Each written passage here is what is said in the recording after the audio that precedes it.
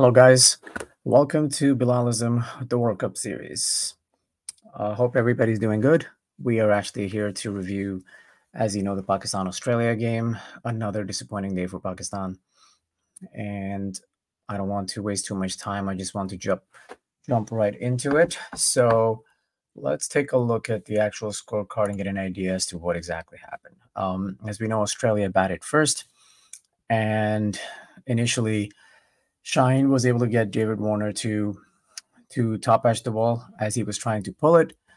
Osama Mir, who was making his World Cup debut, dropped a sitter. And the sad thing about that is I was actually personally waiting for Osama Mir to get to play for a while now. I have been screaming for the last 2 months that he should be part of the team. Finally gets a chance, but then he gets off to such a start that must have had an effect on his confidence, right? And so the game got started with that situation taking place. And then after that, Warner and Mitch Marsh just never really looked back. They put together an unbelievable partnership of 259 runs. And then from there on, it almost seemed like a miracle once Pakistan was done with the first inning that they actually were able to stop them at 367. Shaheen Afridi today, I'm very, very happy that he was able to come back in interesting ways, because it was not with the new ball, which is, typically when he's bowling well, he strikes with the new ball. He did bowl well in the beginning, but the beauty of his bowling today was that, one, he came back later when the team really needed him to come and stop Australia within a reasonable, chaseable sort of score, which I thought he did a very good job of. And he mixed up deliveries quite well. He frustrated the batsmen. Once the top 3 or 4 were gone, he just did not let any Australian batsman feel comfortable on a flat track, by the way. Achieving figures like this on a flat track, he bowled 10 overs, gave less than 6 runs an over, which is amazing considering that the team run rate was 7.34. So Australia basically scored those runs off of other people. And we know who those people are. Mainly Haris Rauf and Osama Mir. But Shaheen Afridi had a terrific inning. Good for him. I'm very, very happy that he's amongst wickets again. Because if you really think about it, other than Hassan Ali, right, who has experience of bowling in a lot of one-day international matches, Shaheen Afridi is the only true other one-day bowler that's available for Pakistan. If you look at Haris Rauf, he's not really a one-day bowler. He is a T20 bowler who they have assumed can become an ODI bowler, and they've just put him in there. And other than him, Mohammad Nawaz is not a one-day bowler. He's a T20 bowler as well. And Osama Mir essentially is in his first 10 games. So for Shaheen to realize that and actually come back and do well was very, very heartening to see. I thought Hassan Ali bowled very well, given the pitch. Again, he did go for over 7 runs and over, but that was mainly due to every over he would bowl really well, but the last ball was always too full. If he had been able to avoid that, I think he would have done well. He would have ended up with better figures. Iftikhar bowled very nicely, actually, if you look at this. Why he did not complete his 10 overs is, your guess is as good as mine. Our captain right here could probably answer that question better than anybody else. Haris Rauf, we're going to come to him at the end. Osama Mir, I thought, bowled well. I know his figures don't really show that, but he, in my opinion, bowled much better than Shadab. If Shadab had been playing, he would have gone for a lot more runs than 82 in his 9 overs. That's one. Second, there were deliveries that Osama Mir, despite going for runs, was able to pitch up and turn. He was able to get Steve Smith to edge, which, again, Babar dropped. But I thought he bowled really well, and I wish that they had started the World Cup with him, with keeping either Nawaz or Shadab in the team if they really wanted the so-called all-rounders. I do not consider either one of them all-rounders. But if they consider them all-rounders and they wanted one of them in there, that's fine. I can compromise on that. Then other than that, now we talk about Haris Rauf. So what is really happening with Haris Rauf? And I'll share my view on it. My view is that Haris Rauf, when he was, if you guys remember, when he was first picked, he was actually in the Big Bash, right? He went to Big Bash as a replacement bowler. He went there, he did well, and then all of a sudden he was in the Pakistani T20 team. And then since then we have seen him do well, or reasonably well in PSL games. We have seen him do well in international T20 games. He has improved over time. But what is so different about what he's done in T20s as compared to one-day cricket is the real question that a lot of people that don't necessarily play cricket with leather ball wouldn't necessarily understand, right? Because to them, they're going to say, okay, if you can bowl 4 good overs, you are a fit guy. Why can't you go and do the same thing with the other 6 overs that you have to bowl on the 50-over game? Thing is, 50-over cricket is a completely different ball game. Just so everyone knows, I am a club cricketer. I have played a lot of 40-over games. So I have similar experience of over 15 years of playing 40-over games. I have also played a lot of T20 games. I am someone that's at that level, obviously nowhere close to international level, but at my level, I am considered a pretty decent all-rounder. I can do both things. I typically bat one down, and I used to bowl seam up. Now I have become or developed into a decent club off-break bowler. Again, at my level is very, very different. It's nowhere close to the international level, but over time you do develop a lot of skill, a lot of understanding of how the game works, how the ball, when it gets old, what it does, and in a longer game, what kind of endurance and stamina you need.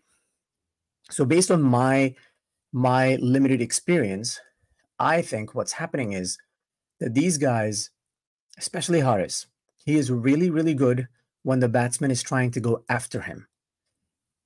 And I know the first thing that's come to your mind is, well, in the beginning overs, they were going after him.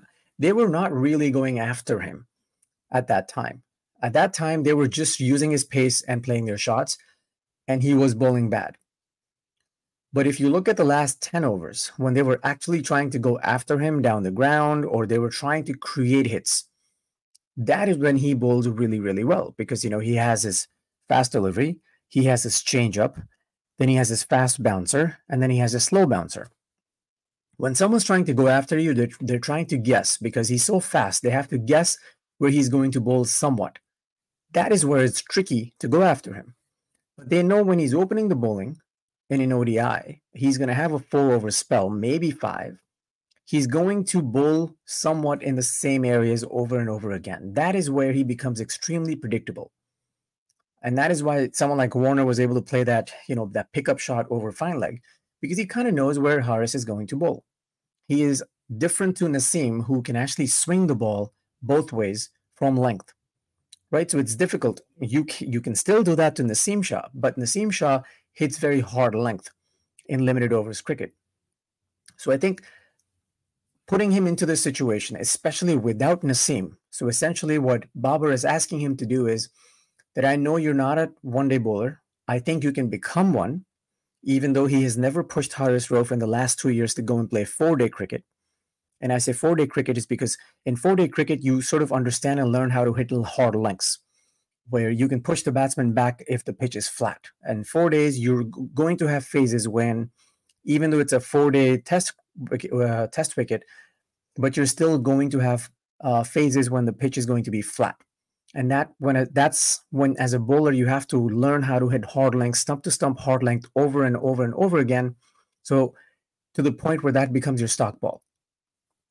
So Babar is expecting him to come to one-day cricket without his third best bowler available, and to do the role that Naseem was doing, which was swinging the ball both ways from hard length, which Naseem comes from the 4-day cricket background, right? He knows that stuff already, even though he's very young. That's funny that I'm saying that, but he comes through the proper system.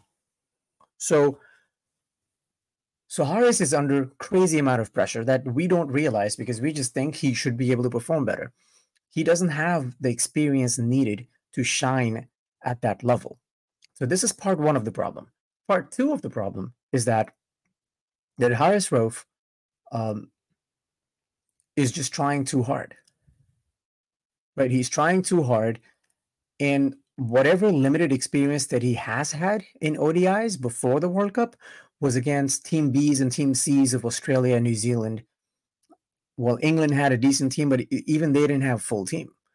So very, very limited experience of playing against quality oppositions is what Haris Rauf is suffering through. I can promise you that he will become a very, very good one-day bowler eventually, but he's not there yet. So the question that needs to be asked, and again, look, and I say this out of respect because I'm a very big fan of Babar Azam, I'm a very big fan of Rizwan, and I do have a certain amount of respect for Shadab and what he brings to the table overall. The question I have for Babar, the reason, and I don't want to ask this question, and I don't want to ask this question of the coaches, is why is it that in the last 2 years, no one recognized this fact, right? Why didn't Babar think that, okay, maybe I need to push these guys to either play a lot of one-day cricket somewhere, and if one-day cricket is not available, because it's understandable, in the last 2 years, the focus was T20, right? We had 2 World Cups within 2 years, and Pakistan did end up doing really well in both. So kudos to Babar that he was able to go that far in both tournaments. However, someone like Rohit Sharma was preparing for this World Cup, right? Simultaneously, Babar clearly was not. Babar assumed, somewhere in Babar's mind, he figured, or he thinks, that T20 is almost the same as 50 overs. So if my team is doing well in T20, I can sort of translate that or bring that attitude and approach over to the one-day World Cup. And no one challenged him on that. So what that means is that people around him are not very knowledgeable, or that he has so much power that he keeps overruling them. And I know, I've heard people like Ramiz Raja in the past, Wasim Akram, Imran Khan say that, oh, listen, the captain has to have all the power, blah, blah, blah, blah, blah. I am not of the mindset the captain should have all the power. I mean, he should have a lot of power, yes, but only if he actually has earned that power. And what I mean by that is backed on results, right? It has to be based on results. Now, if Babar goes and says something, look, in T20s, I have taken the team into semis and finals twice. I completely understand that if he then wants to make a certain selection based on his experience, because he has been there, he's gone to the deep end of the tournaments, and he has seen what was required that was missing from his squad. Okay, he can now apply that experience in the tournament or in the World Cup next year. When it comes to one days, he has had no experience of leading the team in the World Cup. So construction of that squad can't just be his call, right? He's only played 1 World Cup before this under Sarfaraz. Sarfaraz was a very seasoned captain. But again, Sarfaraz is not around him right now. So who was going to help him in developing what is needed to perform at that level? The only person that comes to my mind is Sarfaraz.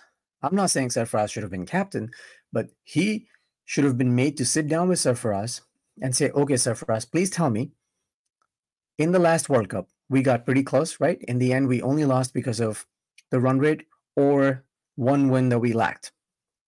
So what is it that I need to do in order for me to prepare for this World Cup? Clearly, Babar is not smart enough to go and sit down with Sarfaraz and involve him enough in these conversations. At least it doesn't look like it. If it happened behind the scenes, then I'm disappointed in whatever feedback Sarfaraz gave as well. But at the same time, Babar should know better. He doesn't just have to go to Sarfaraz. He can go to a lot of other people as well. But Sarfaraz, in my opinion, in the last, not in just the last, Sarfaraz is one of the top limited over captains that Pakistan's ever had. We can debate that all we want, but he is the only guy that won an ICC tournament since the 1992 World Cup in 1 days. No other captain has been able to do it, and he did it convincingly. It wasn't like a fluke victory that Imran Khan achieved in 1992. Again, I know a controversial thing to say, but I'm sorry. Fact is, 1992 was a fluke. We were down and completely out of the tournament. Champions Trophy, once Pakistan hit form, was the streak of wins after which Pakistan stayed undefeated, and then they won the tournament. The final was a one-sided match. And he did that with extremely young players with almost zero experience. The same Hassan Ali we make fun of was one of his top bowlers. The same Shadab we talk about was the guy that got Yuvraj Singh out. A crucial wicket. Typically, lefties are really good against leg break bowlers, but he got him out.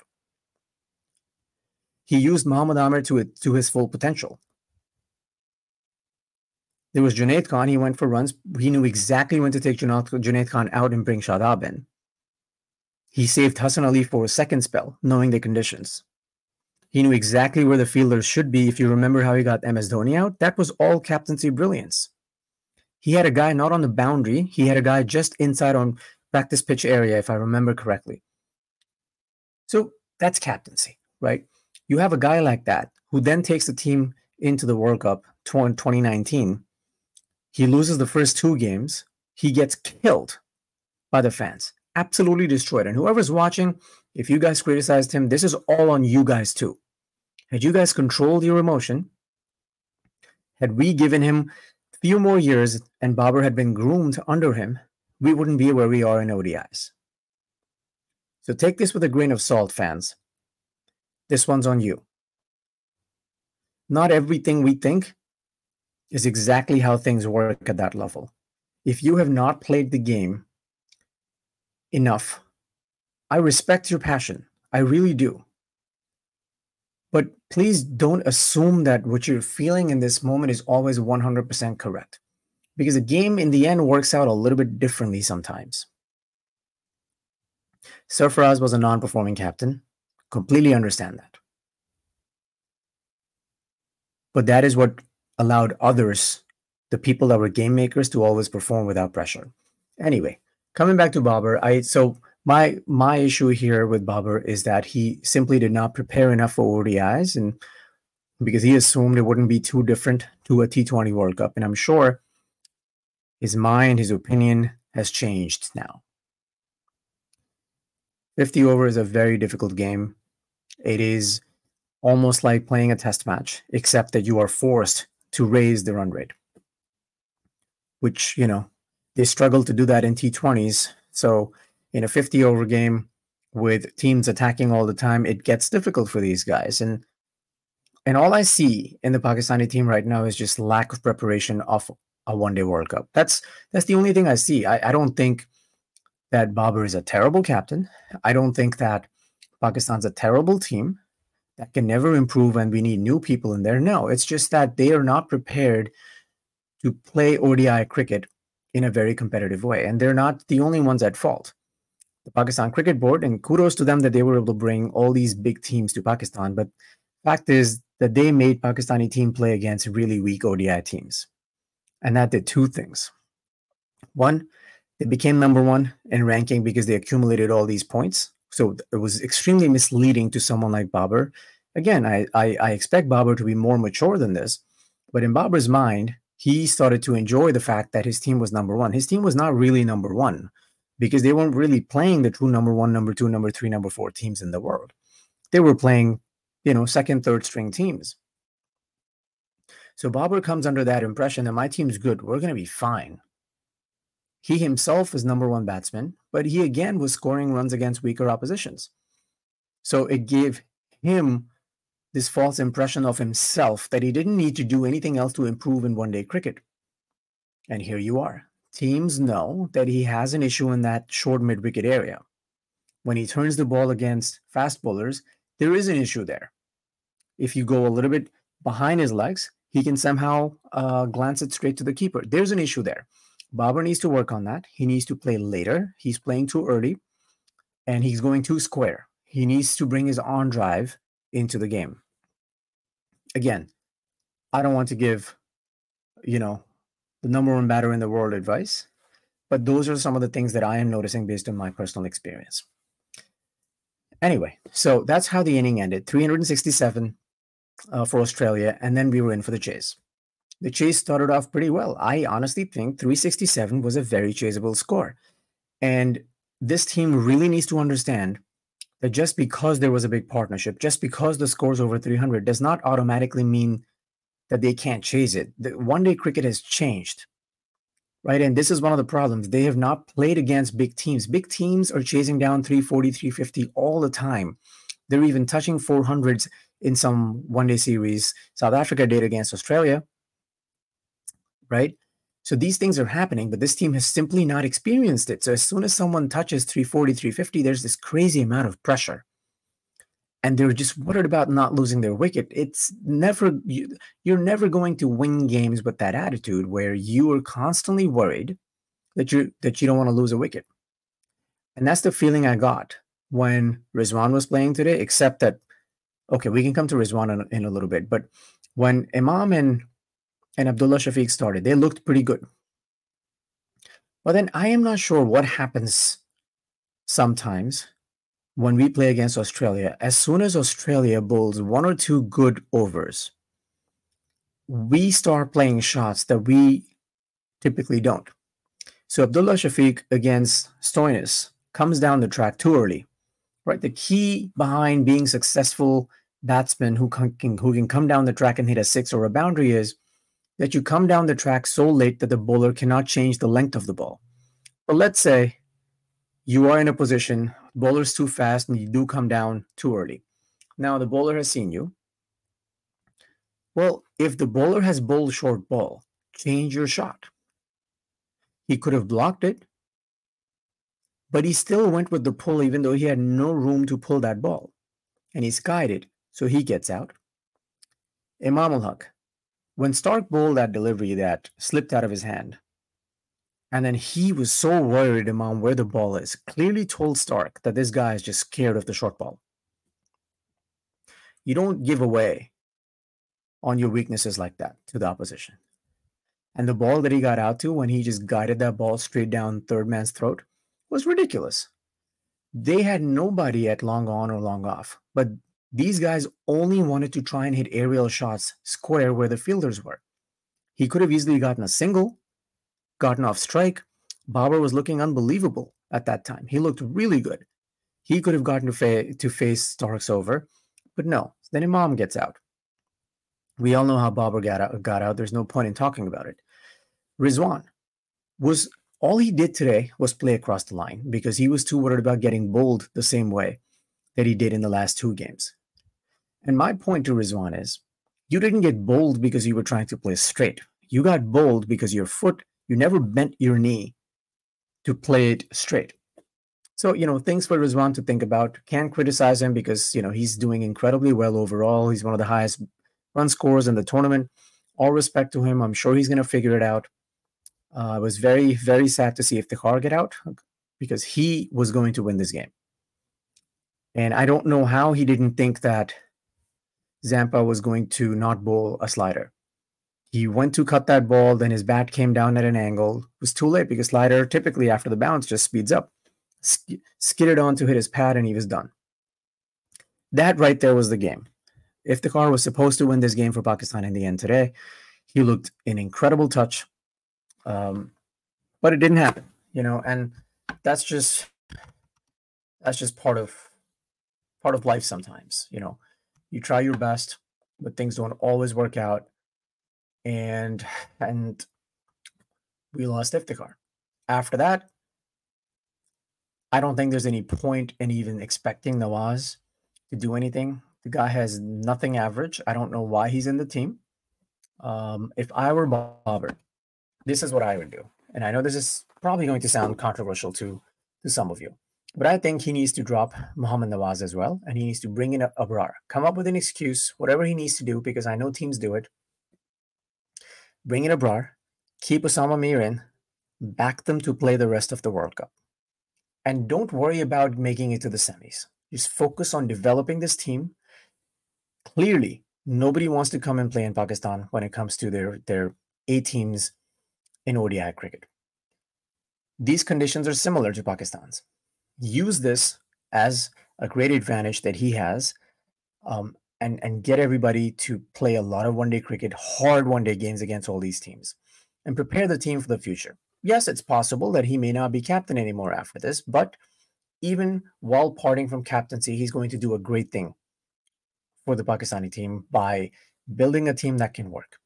I would drop Imam, I would bring in Fakhr, because look, in form or out of form, Fakhr is the guy that needs to open the batting for Pakistan in ODI cricket. There's no debate over there. Doesn't matter how many times he fails, because when he comes good, he's going to win you the game. He's not going to do what Imam does. Scores like 60, 70 runs, and then basically in the end, the team loses. I do not remember him winning any major World Cup games for Pakistan. This is his second World Cup. So I would not even waste time with Imam. Keep him in the squad. He is your backup opener. But Fakhr has to be your guy with Abdullah Shafiq. Abdullah Shafiq definitely has more intent, better strike rate. And we know that if Abdullah Shafiq plays 30 overs, 9 times out of 10, Pakistan's going to win. Babar himself needs to just relax, enjoy the game again, and he will be amongst runs eventually. Everything else is fine with the team. The bowlers, as I said, need to just keep playing one-day cricket. They're going to get better. These are the best people available. They just didn't get enough preparation done. That's all. But overall, guys, that's where we stand. Things aren't looking good. Number 5 now on the points table. And this is not going to get easy in terms of making it to the semis. But if I were you, I would not expect this Pakistani team to make it to the semis. If I were Babar, I would use this time, as I said, to prepare for the future and just go from there. If you guys have any questions, any comments, please post them below. Please do not forget to subscribe the channel and also hit the bell icon so you can get notifications when new videos come out. I'm going to try and make as many review videos as possible every time. I'm definitely going to make a video for every Pakistan game.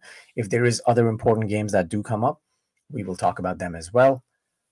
And in the meantime, in between games, if there's any interesting topic that comes up, we will try to cover it as well. Please leave us comments. You take care, guys. Thank you.